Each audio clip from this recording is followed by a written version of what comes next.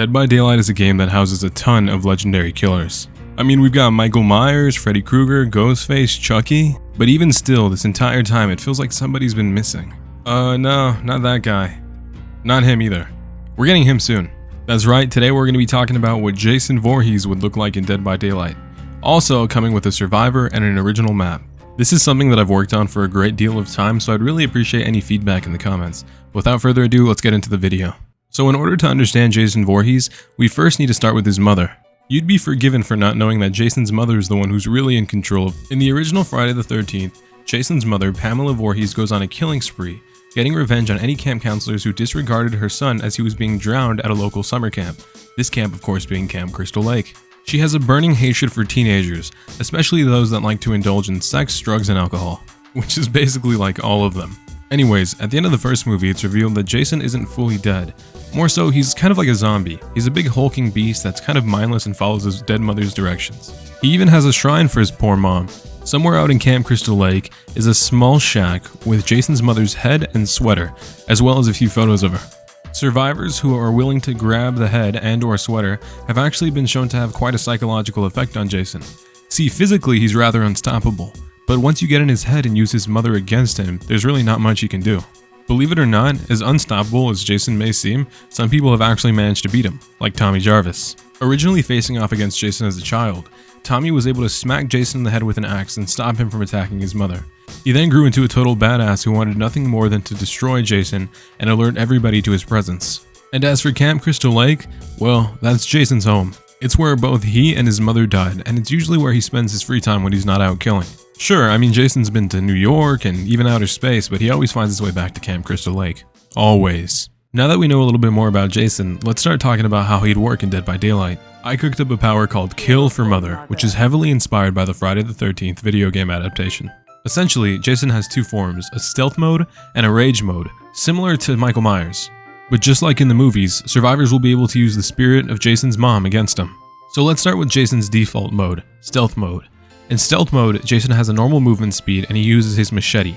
He has a similar tear radius to tier 2 Michael Myers. He's also an extremely adept hunter, which is why I think he should have a secondary tracking ability. When holding right click, Jason begins to focus in, gaining killer instinct on any survivors running within his terror radius. Very similar to Legion, however, this only works on survivors running, so it's extremely counterable by just standing still or walking. Jason has also shown in the movies a sort of teleport ability.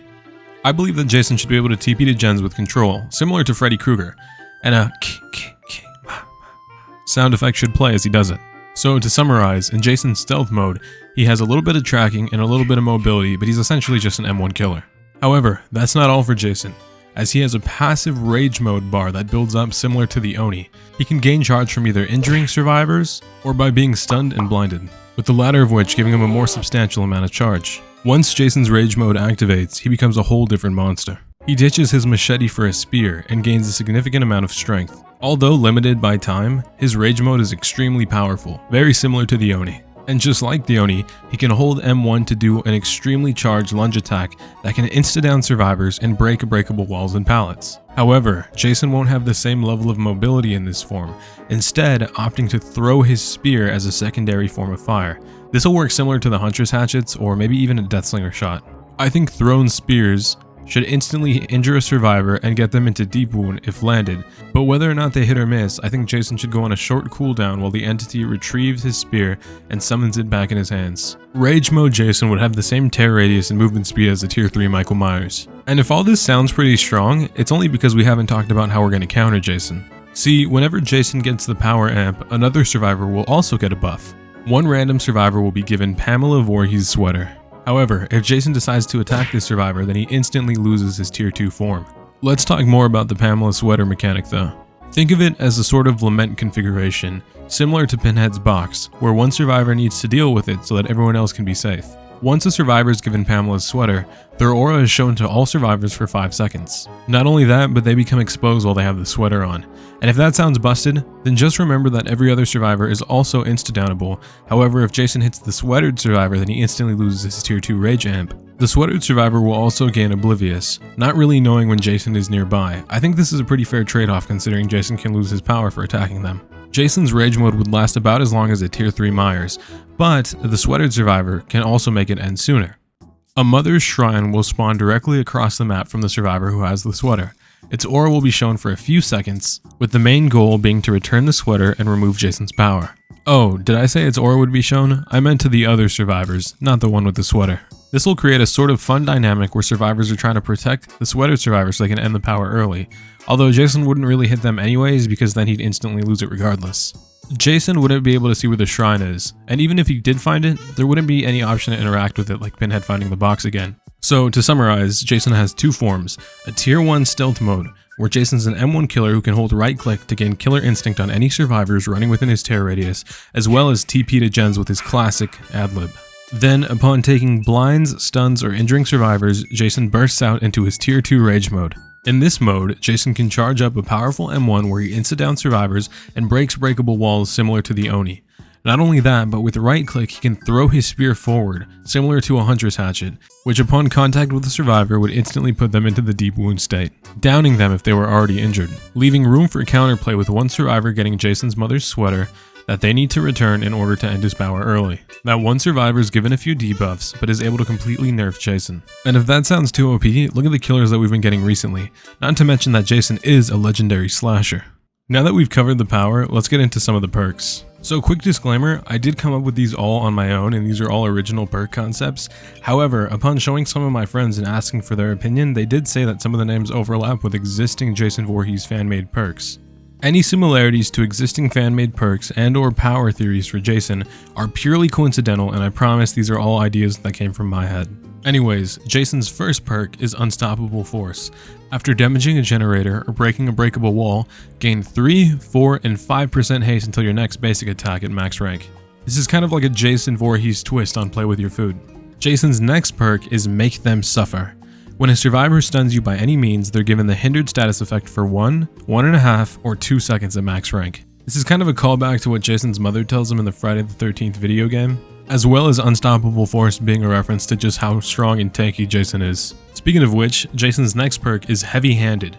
Basic attacks instantly put survivors in deep wound, and whenever a survivor heals from deep wound, you gain 3, 4, or 5% haste for 10 seconds. Come to think of it, we should probably nerf this perk. This would be way too OP on somebody like the Legion who would instantly be putting people in deep wound every game. So let me know what you guys would do in the comments. How would you rework this? That's enough Jason for now. Let's talk about Tommy Jarvis, the survivor coming in with this Friday the 13th chapter. Tommy Jarvis was never scared of Jason, and he always wanted to help everybody and fight Jason when he could. He showed himself to be very brave and courageous and not really scared of anything. But his first priority was always the safety of others, which is why his first perk is Be Warned. Whenever you are hit by a successful basic attack, the killer's aura is shown to all survivors for 2, 3, and 4 seconds at max rank. Never want to back down, his next perk is Come and Get Me. Whenever a chase is started with another survivor, you reveal your aura to the killer for 5, 4, or 3 seconds at max rank. Then, you gain 1 token for each chase started with a different survivor, up to 3. When a chase is started with you, gain a % haste equal to the amount of tokens for 2 seconds. For example, let's say you get into a game and you just started on a gen, but Jason's already started a chase with every other survivor on your team. Well then, you would be in max tokens with 3 stacks. Let's say Jason starts a chase with you, you would be given 3% haste for 2 seconds. If Jason only started a chase with 2 other people on your team, you would be given 2% haste with 2 seconds. And as good as this perk already sounds, it would stack with other haste effects such as Sprint Burst. Tommy's beat him once and he'll do it again, with his last perk being Endgame. After all gens are completed, both you and the killer can see each other's aura. The aura of all totems and chests are revealed as well. So like this perk says, you two can just see each other in the endgame collapse. But this would also help to destroy things such as Noed, knowing where all totems spawn. Think of this as a sort of endgame variation of Objective Obsession.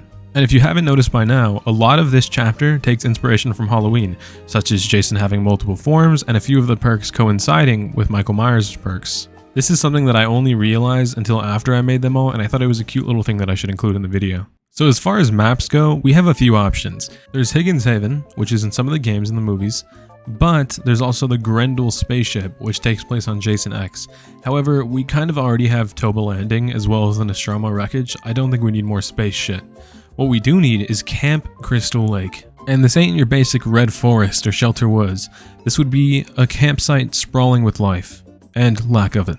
I think the map should contain several bungalows, sort of like you would see if you were camping, as well as several campfires, pitched tents, and references to Jason's kills in the movies. I think that the map should be scattered around with the bodies of dead counselors referencing ways that Jason killed various people in movies, such as a folded up bed in one of the cabins, or maybe even a sleeping bag corpse. I think it'd be a pretty badass way to show off just how lethal Jason is. The exit gates could be bridges, similar to the Friday the 13th video game, but I do want one end of the map to be water, with potentially even having an exit gate that goes off into the water via, I don't know, boat? We've not really seen a whole lot of water in any of the DVD maps, and I think Camp Crystal Lake should have, well, a lake. Maybe even one that you could walk into a little bit. I mean, we're on Unreal Engine 5 now, right? It's about time we started getting some real good fucking graphics. Let me know what you guys think about that though. An exit gate that isn't really an exit gate, but sort of an alternate way to escape. I think that'd be a pretty big deal that would also go to emphasize the effect that this chapter would have on the game. Now let's talk about cosmetics, everybody's favorite. I think that Jason's default skin should be sort of a composite version of everything we've gotten so far, with the perfect version of which being seen in Freddy vs. Jason. I think this is how a lot of people imagine Jason Voorhees to look like. And for skins, we could potentially see other weapons, such as a pitchfork and such, but we could also get the blue chevron mask that the imposter Jason wears in the movies. And for even better skins, we could get the sack Jason from Friday the 13th Part 2. We could get, I don't know, the jumpsuit Jason from Jason Goes to Manhattan. Or we could maybe even get the Jason X, the fucking Uber Jason, the super space alien Jason.